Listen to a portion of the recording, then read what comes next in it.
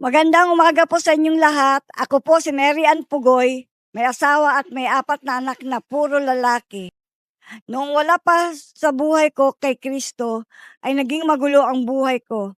Dahil araw-araw nasasugalan ako at umaga't gabi nasasugalan ako.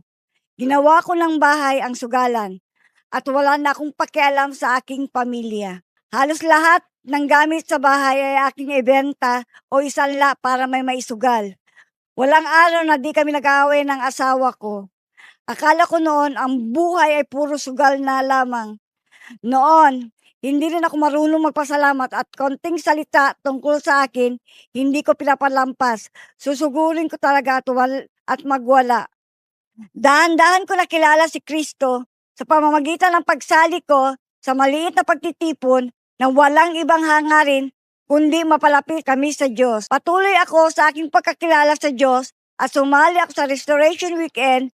Doon ko lubos nakilala si Jesucristo kung gaano niya ako kamahal. At nagsakripisyo siya sa krus para sa kapatawaran ng aking mga kasalanan. Ngayon, praise God, wala ng aking pagsusugal. At marunong na akong magpasalamat, maliit o malaking bagay, at marunong na rin akong magpakumbaba. At nababawasan ko na rin ang magsigiyaw-yaw sa asawa at pamilya ko. Ipagdasal ko ang aking asawa na makapag-restoration weekend.